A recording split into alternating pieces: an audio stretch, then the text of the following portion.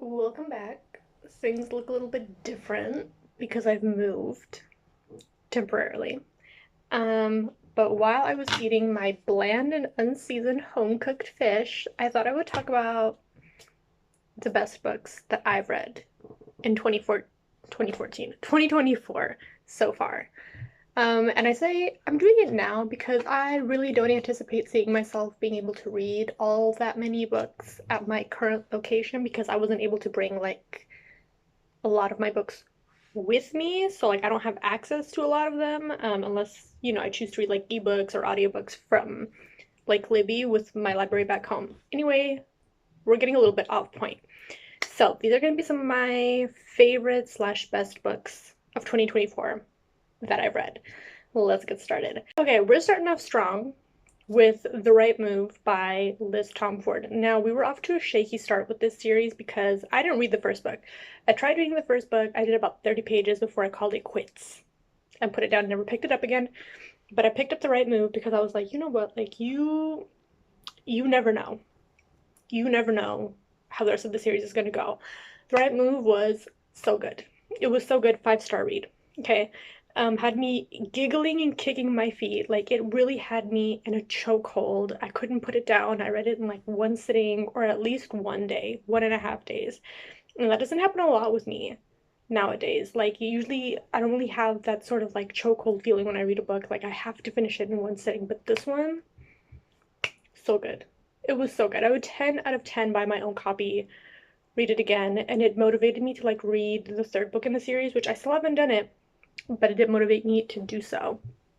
So like just a little summary of like what this one was about. Ryan and Indy is friends with like her friend who's a flight attendant or who was a flight attendant but is no longer a flight attendant. Anyway, like so she's friends with this girl and her brother is um the captain of the Chicago NBA team, and so she moves in with him. They have a little fake dating scheme going on to make him look more like, I don't know, like a family man and like responsible and stuff to like his manager.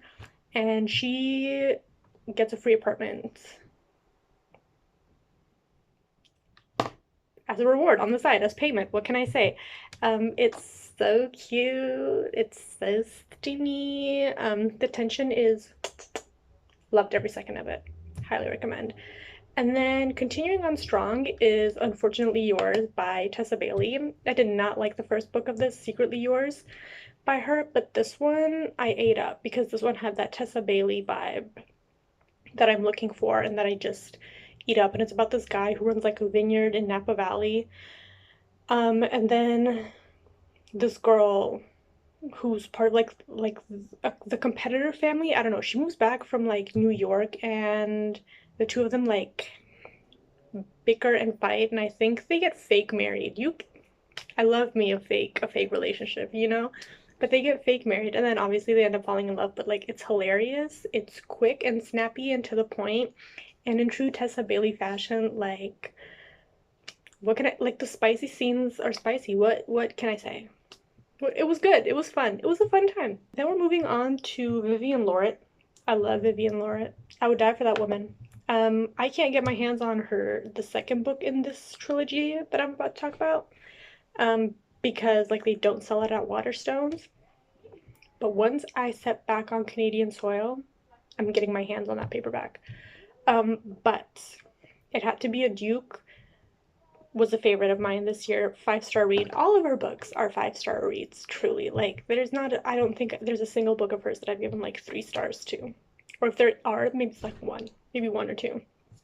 So, it's about this girl who lives in this like small village, and she's being harassed by like her bully in the village for like not having any prospects and whatever, and she like accidentally lies and says that she's engaged to like this super like prestigious family in their little hamlet. And when she goes to like rectify the problem with the mom of like the duke or whatever and like set the record straight, things just kind of like spiral from there. Um, but yeah, it was a lot of fun. I loved it. That's all I have to say. And then in quick succession, Ninth House and Hellbent by Leigh Bardugo. I don't know what dark academia path Miss Bardugo is going down at the moment, but whatever it is, I'm loving it. I'm eating it up. Like, she really has the atmosphere aspect nailed down tight. I love I love the atmosphere of this book. I love that it's set in Yale. I love the magic. I love the mystery and the intrigue. And I love the bickering between like Darlington and Alex throughout the book. Like they're just so like they bounce off of each other so well. I'm so excited for them to get together. Every time I read these books, I have to go on AO3 and like search a fan fiction of them. And then we have The Wickedness of a Highlander by Eliza Braden. I love me.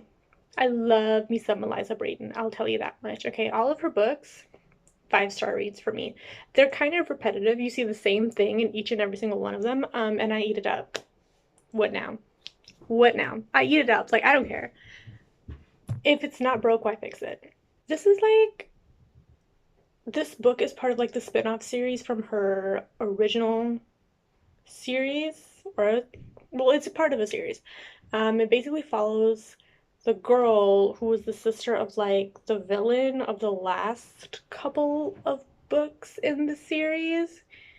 And she falls in love with, of course, like one of the brothers in like this like big family in their little like Scottish village and all that stuff. Anyway, I loved it. The spicy scenes were spicy. I love a good little bit of like jealousy thrown in there. I liked it. I would read it again. Oh my god. I loved Bride by Ali Hazelwood. I'm not into that Omegaverse stuff. Okay, like I don't know. I've been on the internet for a while. I've been in fandom spaces for a while. I have somehow steered clear of Omegaverse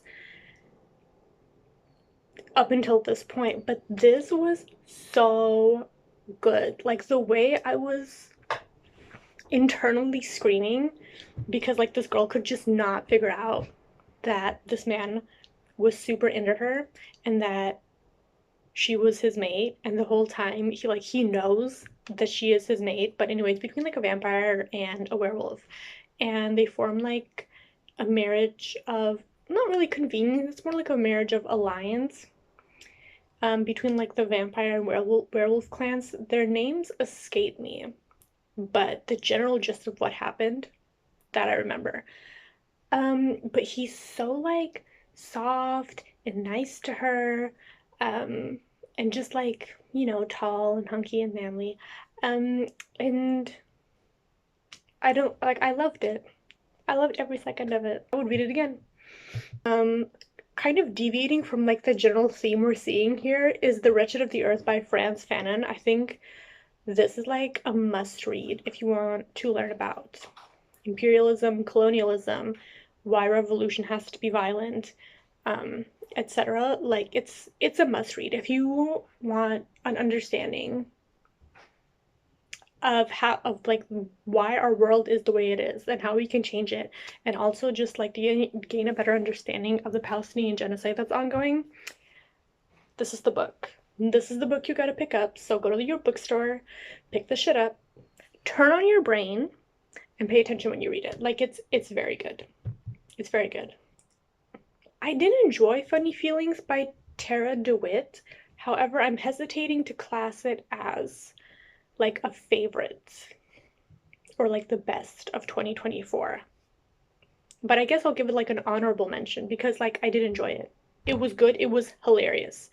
Like laugh out loud hilarious. And I don't laugh out loud a lot when I read these rom-coms. Like they're a good time, but I don't always laugh out loud. I laughed out loud. It was a laugh out loud rom-com. What do we got next? Totally unsalted. Next, we've got You Deserve Each Other by Sarah Hogel. And this is a favorite every year that I read it. Okay, and I read this every single year. Okay, I think I'm on my like 4th reread at the time of filming this. Like I love this book. It is so funny. It's so fucking funny. Like every single time I read it, I laugh out loud like it's the first time that I've read it. I don't know what it is. I love this book, but it's about Naomi and her fiance, Nathan, Noah. Jonathan? I can't remember. It doesn't matter, honestly. They're engaged, but they kind of like have started to hate each other. They're not really in love anymore, and she's like dissociating for their entire like relationship. And she realizes that she's purposefully making her miserable because because he wants her to break off their engagement instead of him having to do it because his mom is a boy mom and he doesn't have the balls to stand up to her. But so basically what ends up happening is they start trying to like drive each other absolutely fucking insane to see who will break first, and then obviously in the process they end up like falling back in love. But it's so good. It's so good. Okay, and if you read this and you don't like it, you're wrong. Okay, you're wrong. That's all I can say. Love this book. I will read it again next year. I wish I could say Funny Story by Emily Henry was like a best or a favorite of 2024, but it's like I enjoyed it. It was a good time. I would read it again. I'm gonna get my own copy, but I would not classify it as a best of 2024. What's left is Part of Your World and Yours Truly by Abby Jimenez. I think they're part of like a trilogy. Um, Jesus Christ. And I have my copy of the third book right here. And it basically follows these doctors working at a hospital. Part of Your World is about this doctor, like her family is like super rich. They founded the hospital she works at. They've been working there for like 137 years or something insane like that. And she breaks up with her fiance, her common law partner, I don't know what it is. Anyway, she starts hooking up with this guy in some like waterhole village. I don't know, like an hour or 2 hours from New York or something like that. And they basically end up falling in love. And I make it sound so like dull and uninteresting, but like it really had me kicking my feet. It had me giggling. I was rooting for them. Like I felt that shit in my chest while I was reading it. Like that's how much I was rooting for them. Loved every second of it. I would get my own copy of it, but like the cover kind of sucks. So I don't know. And then Yours Truly is about another doctor at the same hospital, and they have like a new doctor who starts working in the ER to replace her friend, the doctor from the last book. And he's like really quiet. I'm pretty sure he's supposed to be like autistic coded.